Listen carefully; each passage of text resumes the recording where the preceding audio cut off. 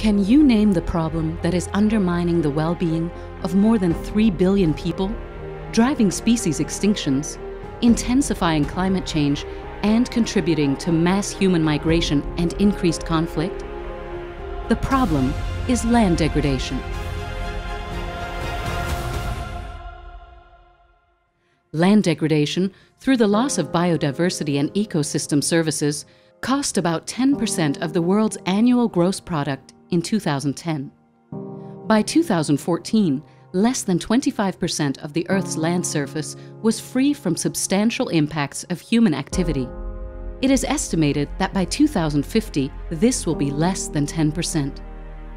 Wetlands have been particularly degraded, with 87% lost globally in the last 300 years. Unless we reduce and reverse land degradation, it is projected that by 2050, over half of the pre-modern abundance of wild creatures will be lost. Up to 700 million of the 4 billion people living in dry lands will be forced to migrate, and crop yields will reduce by an average of 10% and by up to 50% in some regions.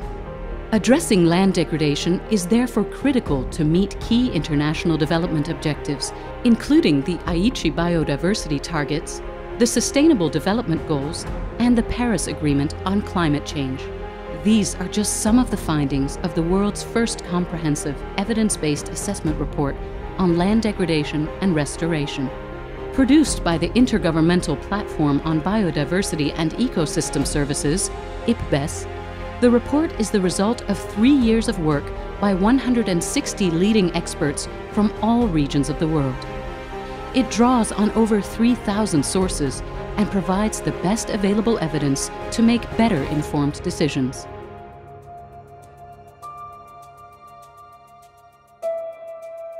What drives land degradation? A key driver is the rapid expansion and unsustainable management of land used for crops, grazing, production forests, human settlement, infrastructure, mining and industry. This threatens food security, water purification, the provision of energy and other essential contributions of nature to people. Underlying drivers include high consumption lifestyles, rising consumption, and continued population growth. These factors often lead to unsustainable agricultural expansion, the over-extraction of natural resources and minerals, and accelerating demand for land-hungry products.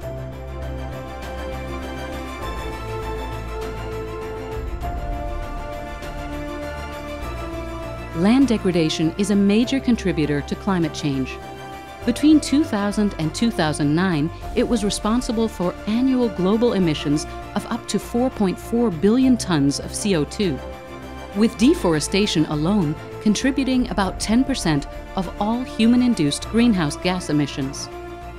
Climate change also impacts land degradation, with extreme weather events causing accelerated soil erosion, increased risks of forest fires, invasive species, pests, and diseases. Addressing land degradation could provide more than a third of the most cost-effective greenhouse gas mitigation activities needed by 2030 to keep global warming under the 2 degrees centigrade threshold targeted in the Paris Agreement on climate change. The two-way links between climate change and land degradation mean that these issues should be addressed together and with similar levels of urgency.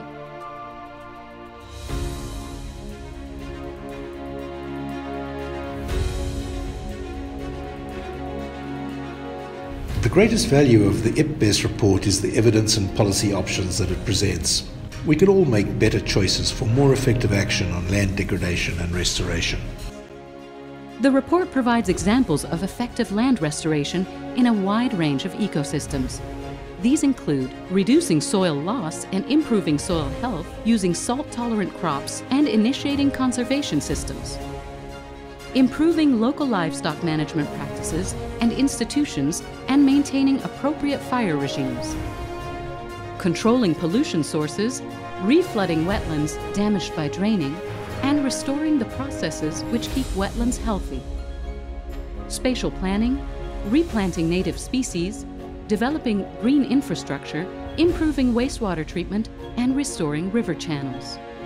Other steps to support restoration include improving monitoring, verification systems, and baseline data, coordinating policy between different ministries in order to integrate agricultural, forestry, energy, water, infrastructure and service agendas, and incentives that reward sustainable land management.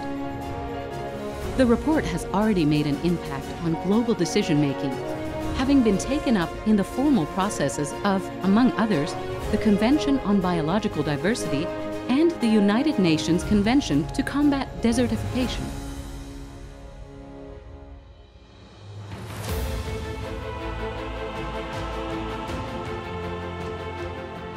Urgent action must be taken to halt, reduce, and reverse land degradation. The longer we delay, the more costly and difficult restoration becomes. The cost of inaction is at least 3 times higher than the cost of action, and on average, the benefits of land restoration are many times more valuable than the costs.